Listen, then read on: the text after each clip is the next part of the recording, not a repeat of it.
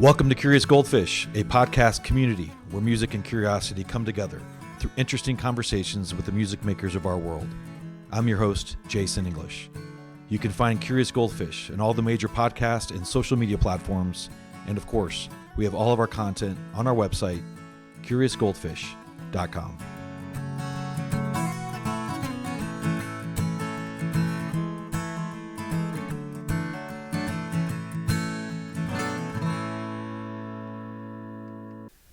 Rachel McIntyre Smith. So nice to meet you. So nice to meet you too. Thank you so much for having me on here. Yeah, it's my pleasure. So we're here in Nashville. You're from Tennessee, right? Mm-hmm. I'm from East Tennessee, a small town near Knoxville called Oliver Springs. And then I spent 8 years living in Chattanooga. So I just moved here about a year and a half ago to Nashville. To Nashville. Mm-hmm. What's the best part about Tennessee that no one knows about? Oh, gosh. I feel like a lot of people know how great Tennessee is, so it's a little bit difficult to kind of think of what's like a little scoop about it. But even the places you don't hear about are really cool. Okay. So there's a lot of really cool hidden gems everywhere you look. I mean, even if you're not going to the Smoky Mountains, you're going to see beautiful nature anywhere you go in Tennessee. So I guess that's a cool little thing about it. All right, good. And we're at AmericanaFest. Did you play a show or two this week, or? Yeah. I am going to play with Olivia Management is doing a showcase here. Okay. And so right after I finish with this, I'm going to go play that, and it's going to be a good time. Well, that's exciting. Yeah. So is that the first time you've played here at the during festival? AmericanaFest? Yeah. Mm-hmm. All right. Mm-hmm. Yeah. So how do you approach that? Is it any different than you would like a regular gig, or is it any extra pressure, or?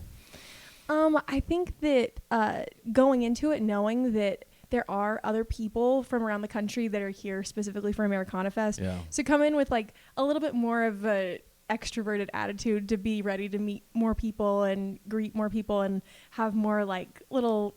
I have matches that I designed that have my information on it and stuff like that. Oh, neat. So be ready with that kind of stuff and just be ready to mingle more than I guess at a normal writer's round or something like that. But yeah, everybody that I've met has been super, super nice. And so I guess that's the only different way I would approach that than the normal day. All right. So if you had to put an evening at AmericanaFest together and you could pick the lineup, what would that look like? Oh gosh. Okay. Well, this actually ties into something that we might be talking about a little bit later, which is I just worked on this series called the Honeysuckle Friend Sessions, and so got to invite a lot of my friends who are musicians who are in the Americana space to do a cover song with me. So I would invite a lot of those people to come do it. Gabe Lee is one of the people, and he's great, and so I would invite him, Mary Heather Hickman, Julie DeGrazia, Janelle Arthur, Scott Wolverton, Rihanna Estrada. There's a lot of really awesome people that I would definitely it'd be a fun night. All right. Did you meet those people just because of the move to Nashville primarily, or something else? A lot of people, I've met them through social media, and then once I came here to Nashville, I actually got to meet them in person. Yeah. Gabe was a little bit different situation. I got the opportunity to open for him at this really cool venue in Chattanooga, and I had a unique way that I ended up leaving a lasting impression on him, which was whenever I was setting up the stage for sound check, I didn't realize there was a bolt missing in my keyboard stand, and my keyboard collapsed on my hand. No. And I passed out. Oh man. Before sound check, and this was my first time ever meeting Gabe, and when I woke up, Gabe was holding me up on one side and the bartender was holding me up on the other, and he didn't forget me after that. So I went ahead and played the show, and it turned out great. He's a great singer-songwriter, but so that's how I met Gabe. Okay. The show must go on. That's good. Yeah. That's good. Given where you're at with with the EP and kind of where you're at as an artist, did you have a specific goal for this week in mind, other than just the obvious of promoting and things like that? Were the people that you wanted to meet or see? I think that I just came into it with an open mind. I think a lot of people can get really overwhelmed by everything that's happening here. Yeah. And so just, meet people as I can, go see people play, and that I might not get a chance to otherwise. And the week So right before AmericanaFest, I had my first ever headlining show here in Nashville. And so that was like when people were starting to arrive for AmericanaFest. Nice. So I got some artists that I had met last year that showed up to the show. And so I got to see them again. And so that was a cool way to sort of kick it off and see some people I hadn't seen in a little while. I didn't really come into it with the exact plan of every single thing I had to hit this week. Just open to meeting people, open to seeing different, where the week takes me. And so it's been a good week, yeah. So can you sort of take the curtain back of life in Nashville? You hear all sorts of things about Broadway and the cover tour that you have to do to kind of grind it out. Did you go through that, or did you have a different experience? No, I really have kind of steered clear from that whole world, and that's a whole other, it's its own beast in itself, and that's a full-time job for a lot of artists. But I work full-time in another capacity. I'm a multimedia specialist, so I do graphic design, photography, videography, all that sort of stuff. I'm able to do that work, and that's what I do to make rent and all of that good stuff. When I'm doing music stuff, I can just focus on networking and doing singer-songwriter things and doing things that's for myself as an artist. Yeah.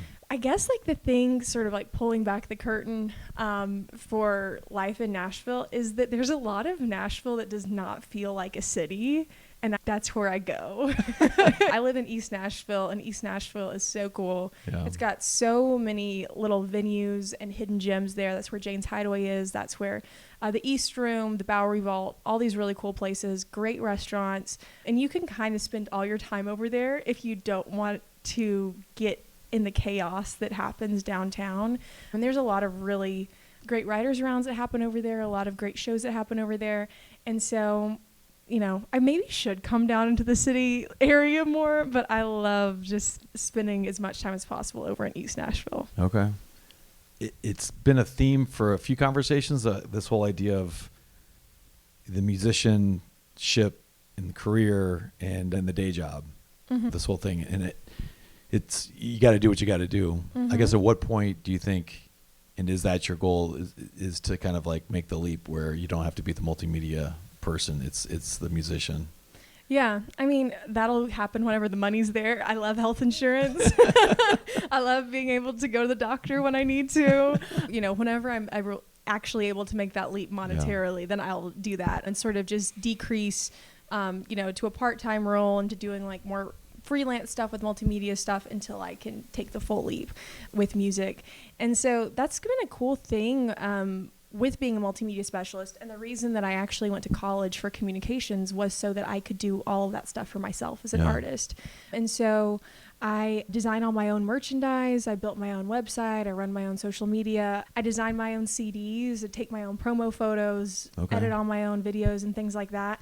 And so that's been really cool, kind of having a job where whenever I'm sharpening my skills, for the clients and the people that I work for, I am learning stuff that then I can apply to music stuff to help me with that as well. All right. Well, so if you're from East Tennessee, can you tell us a little bit about your upbringing and your history with music? Yeah. And at what point you're like, okay, I'm going to Nashville? Yeah, so I grew up in a really small town near Knoxville. It's called Oliver Springs, and it's just a really, really cool place. I feel like being from a small town is the type of thing where from the outside looking in, people might just be like, there's nothing to see here. But whenever you grow up there, you see all the like little bits of magic that are throughout the town and the community. And so grew up in a really small town. I was extremely shy as a child, was terrified of being on stage, any sort of thing like that. I knew from a really young age I wanted to be a singer-songwriter. I had got like a little red magic marker and colored my hair so I'd look like Christina Aguilera and all that stuff. But I didn't start doing anything with music until I was 9. I started taking classical piano lessons and did that for 10 years. And so that was really my base of musical knowledge. My piano teacher was really intense. She was great. But we would do competitions every year and all that sort of stuff. And then I taught myself how to play guitar when I was in high school. And I didn't have my first ever time I sang in public until I was a junior in high school. And then I went to UT Chattanooga for school, and while I was there, there was a little audio studio that students could reserve for just a few hours at a time for free, and so I would rent out my max time I could do every single week, and I just taught myself how to, start recording my own music and layer different things, and so I made 13 demos while I was in school of songs I had written. And whenever I graduated, I started sending those out to venues, trying to see, who would let me play, even though I had 0 followers, 0 people that would come out to see me aside from like friends and family. And surprisingly enough, there was not a lot of interest because no following. But I had written this song about this cat that my family had rescued. Okay. And it's this really silly song called The Kitten Song. And right around the time whenever I graduated, a cat cafe opened up in Chattanooga. Do you know about cat cafes? Have you been to a cat cafe? I haven't, no. Okay. If you're allergic to cats, it would be your worst nightmare. All right. But cat cafes are these really cool businesses where they're places where adoptable cats live. They usually come from a shelter nearby, and the owners set up a really cool environment that there's couches there, there's places to sort of just hang out and just get to know the cats. And usually there's like a little coffee shop section that's separate from, the litter boxes and things like that. So it's very sanitary. All the ones I've been to are very sanitary. Since there was really no interest in just normal venues having me come out, I started reaching out to cat cafes. And I was like, I've got this song about cats. Would you be interested in having me come play for you? And there was not a lot of people that were trying to play a cat cafe circuit at the time. And so I just started reaching out to them. At that time, there was about 100, I think, cat cafes in the United States. There's that many, wow. And so I arranged my first ever little tour, all of cat cafes. And that's the first time I ever played in Nashville, was actually at a cat cafe called the Music's Kitty Cafe. And so that's sort of how I got my foot in the door in some different markets, was playing cat cafes. And that sort of led into whenever the pandemic started. And so after that, that cut the cat cafe tour short. But that's sort of how I first started playing shows and putting music out.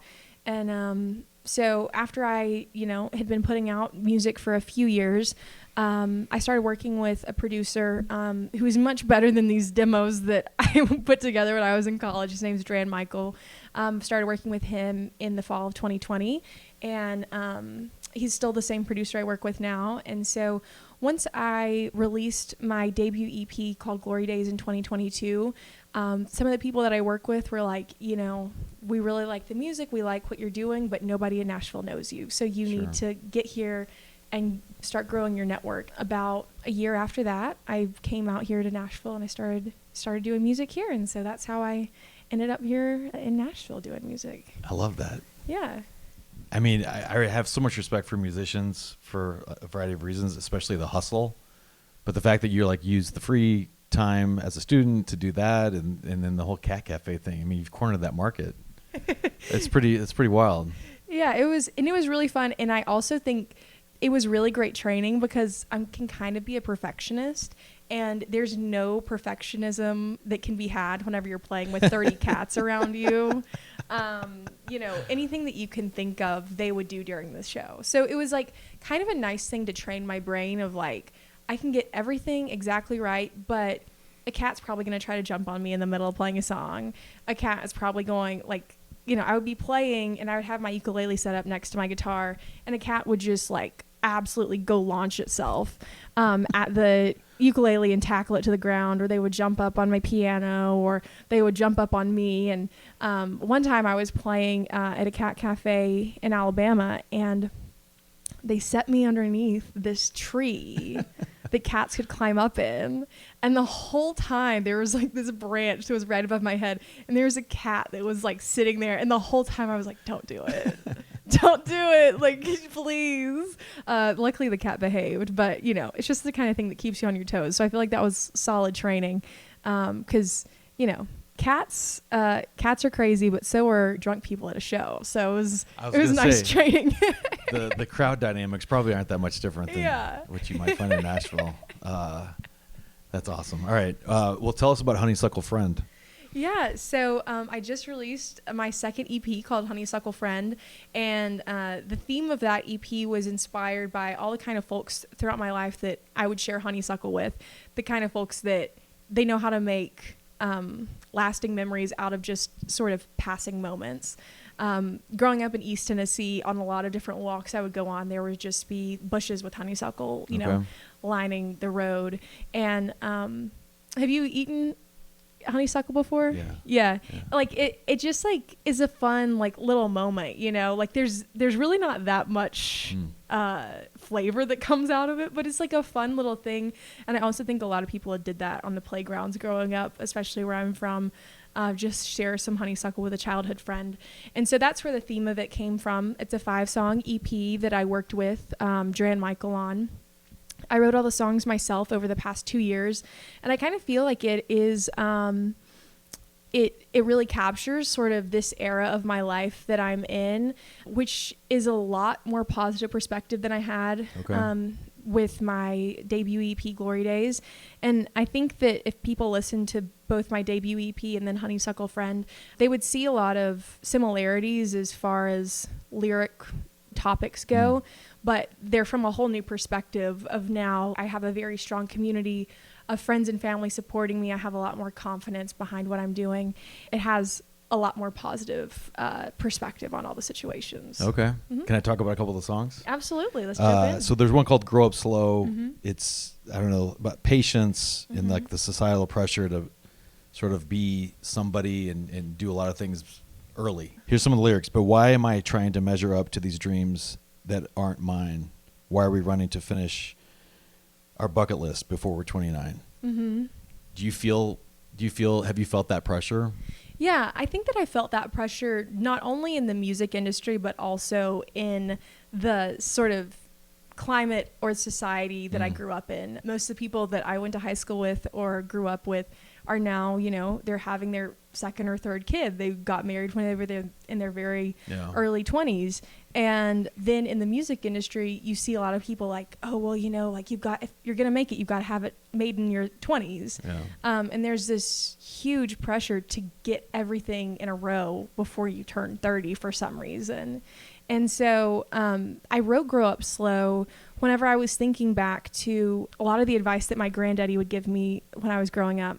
And we were really close. We were both born on July 7th, and he also really inspired the kind of music I like to listen to, the kind of TV shows, the kind of movies. And I just remember so much whenever I was growing up, he was always telling me, just take things one step at a time. Nice. Slow down. You'll get there when you get there. And I just realized that it was finally time for me to start taking my granddaddy's advice and just, I'm not going to get there when other people are getting there. And in the chorus, I say, am I falling behind or am I taking my time? That's something that I've really just had to learn, that I'm just going to, it will happen for me on its own trajectory. And in the bridge, I also say, I ain't crushing it, but I ain't rushing it. And I'm better off because of it. And that's also something that I really believe is true. That's cool. Yeah. That's good. That's a good mindset for anybody, let alone if you're in your 20s, right? Yeah, absolutely. Yeah. And something that I've been doing as far as content goes on social media with that's been fun is I've been making these TikToks where I show people that have become successful after they turn 29.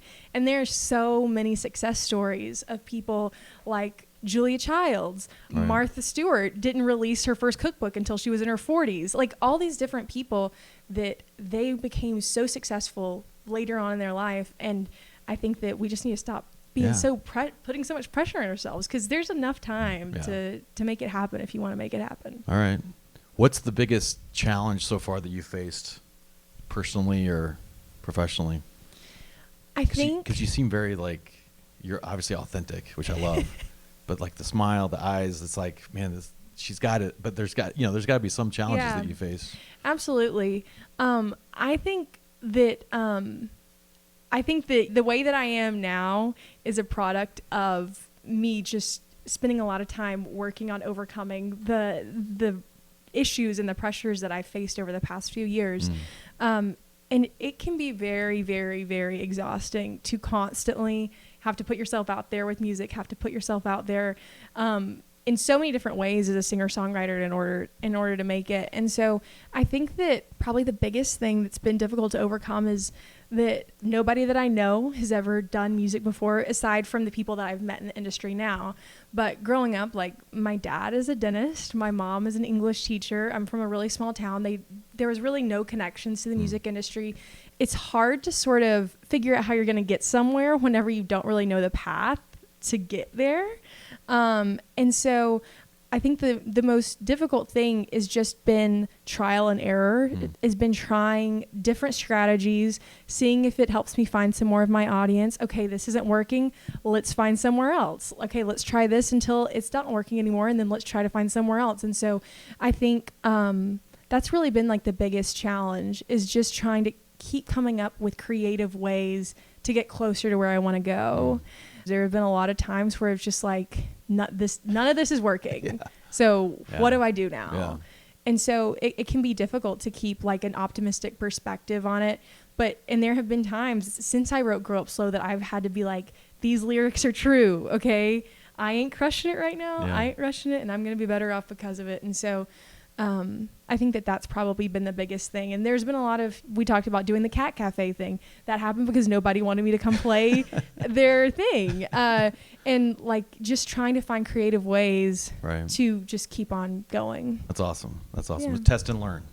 Exactly. Yeah. Exactly. That's great. So a couple more parentheses. Is that so it's like about nostalgia, and it seems like it's a metaphor for sort of like unspoken emotions. Yeah. Is that fair? Well, I'm from a really small town, like I said. The one thing I've learned is if you have somebody you're trying to avoid, that's going to be the first person you see when you leave the house looking like crap. And so I just told myself, like, okay, I need to be ready for when I run into him in person. What am I going to say? What am I not going to say? And so I wrote this song kind of as a script of what I'd keep to myself and what I'd say if I unexpectedly ran into the one that got away. Oh, wow. And so the choruses are what I would not say, keep between parentheses, and then the verses are what I would actually say. That's so good. Well, thank you. That's really good. Thank you. And then the last one I want to ask you about is Memories in the Middle. It's about exploring curiosity, focusing on beginnings and endings instead of richness or of experiences in between. Yeah. Is that fair? So I think they're like the cliche phrase, like friends for a season, friends for a reason, and friends for life. And I think there's a tendency we all have to sort of just focus on the way things end with a friendship, with a relationship, instead of thinking about all the good times that you had before that. I wrote Memories in the Middle as sort of like a letter to my friends that I'm no longer friends with or no longer see anymore. We may not be in each other's lives anymore, but I'm going to hold on to all those great times that we had before things, either we drifted apart, things ended badly, whatever, because there's a whole lot of good times that happen. You wouldn't have stayed in someone's life for a period of time if there wasn't something good happening there. You are right, though. It's like the beginning, the memories are like as recent as yesterday, and then the end, everybody remembers the end. Yeah. But there's so much in the middle that is probably valuable, whatever happens. Yeah, and just like small little moments, and so that's what I've been trying to sort of think about and focus on in the past few years, and that's why I wrote the song, and it's kind of the title track for the project as well, because it's the song that has the phrase "Honeysuckle Friend" in it. Nice. All right. So curiosity is sort of the theme of what I'm doing, and I think it's underrated in relationships and corporate America and everything like that. But I'm so impressed by like the thoughtfulness of how you approach all the songs. Like that's crazy. The parentheses and the memories in the middle. I guess back to curiosity. Like, what are you most curious about right now? Well, I feel like the first thing that came to mind is not even slightly related to music. I was about to say the history of the rail car. That was the first thing that came to my mind. Wow. That is not related. Yeah. I actually just wrote a song for this documentary that's coming out, and it's about the history of rail cars. One of my friends is a great documentarian, and so I'm about to go record the song that I wrote for that. And so I get like hyper fixated on really random topics sometimes. And so that was kind of my current hyper fixation. But as far as like music goes, I guess like something that I've been really interested and really curious about is the form of songs and how different artists who are really successful approach songwriting so differently. And I've kind of been doing like a deep dive on, okay, does this artist, like, do they start with a hook? Do they start with, the melody? Do they start with, and I love hearing different people's process because they get to the same end result, which is a great song, but they get there in a very different way. Yeah. And so, I think that's something I'm really curious about right now. Okay. I am too, actually. Yeah. Everybody's so different. Yeah. And it's really interesting how you can arrive to the same ending, but you take a completely different path to get there. I guess that's kind of the same thing with, becoming a successful person in the music industry. People take completely different paths and they end up in the same place. Okay. So Honeysuckle Friend is the EP. Honeysuckle Friends is a project you're going to do with some of the folks you mentioned earlier. What are some of the covers that you're going to cover? Yeah. With Gabe Lee, we did a cover of Spanish Pipe Dream because he's probably the best person to do a John Prine cover. He's got a great voice for that. So there's some classic country. There's also like some twists on some more modern pop songs. Like I think I did a cover of Bulletproof by LaRue that was like popular in 2013. And so it's kind of like all over the board, but a lot of it is sort of classic country vibes with it. Yeah. Awesome. All right. Well, so nice meeting you. Yeah, it was so nice meeting you too. And I really just want to say, like, thank you so much for having me on here. I used to host a radio show in Chattanooga where I would interview artists. And so I know how much time it takes beforehand, getting ready for this, afterwards, how long you're going to have to listen to this footage and watch the video. And so I just really appreciate you taking the time to, share your platform with me, to let people hear about my music. So, that's a real labor of love for what you're doing for a lot of artists. So I really appreciate it. Man, you're so sweet. Thanks, Rachel. Man, wow. All right. Well, I appreciate you. Good luck with everything. Thank you. If you're ever in Atlanta, hit me up. I will. I'd love to come see you there, and I would love to hear some music. Absolutely. All right. Thank you. Yeah. All right. Excellent. Bring this a little closer. Yeah.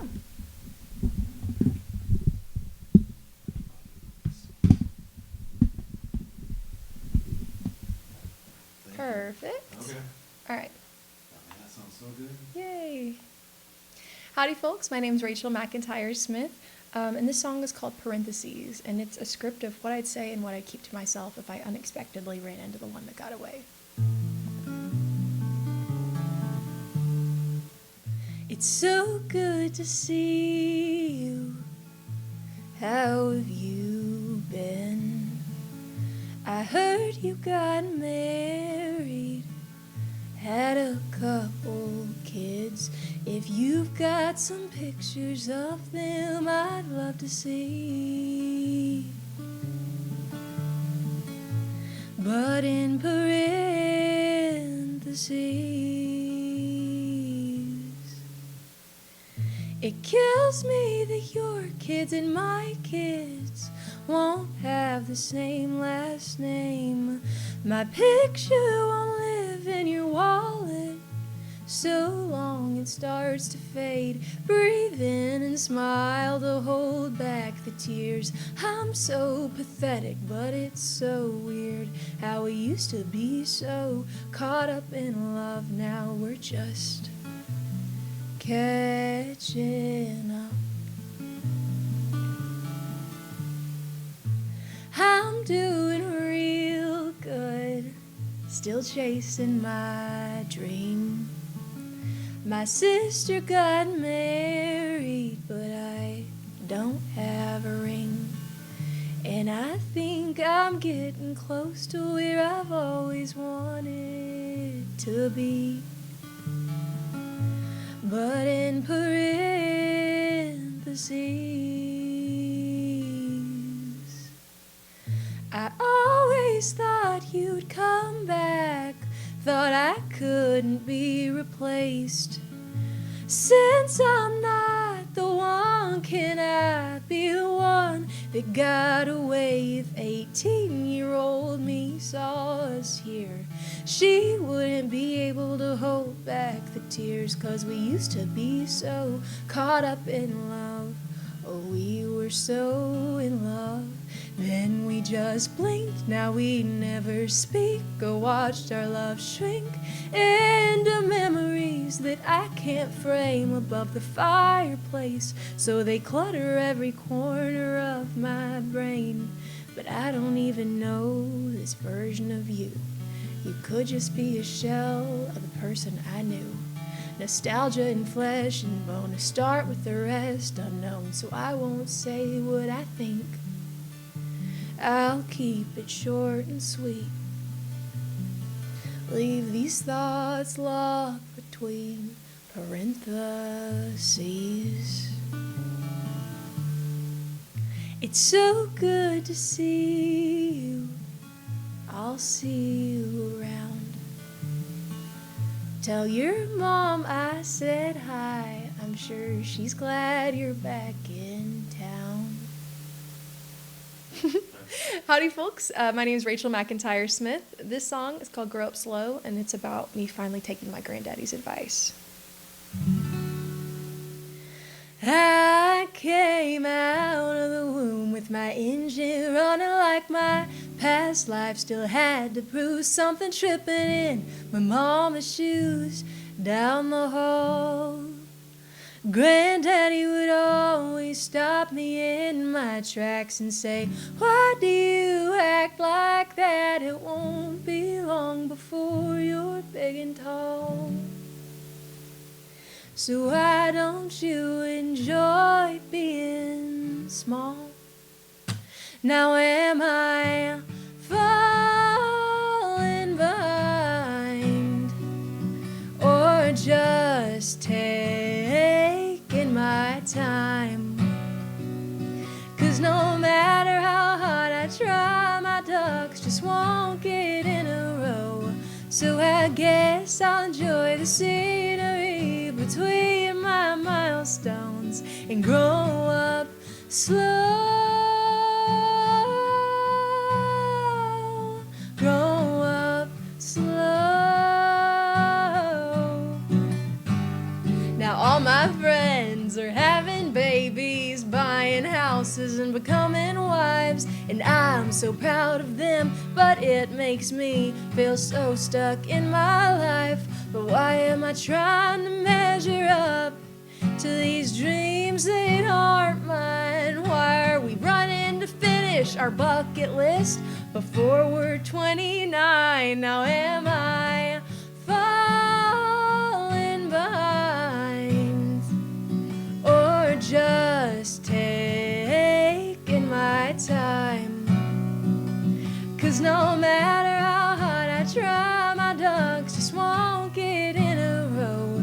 So I guess I'll enjoy the scenery between my milestones and grow up slow. Grow up slow.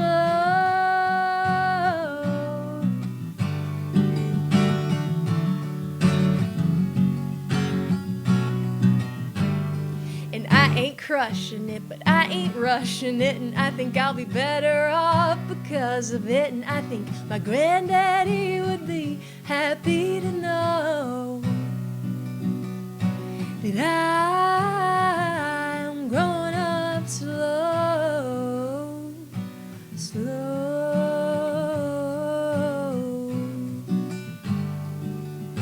slow.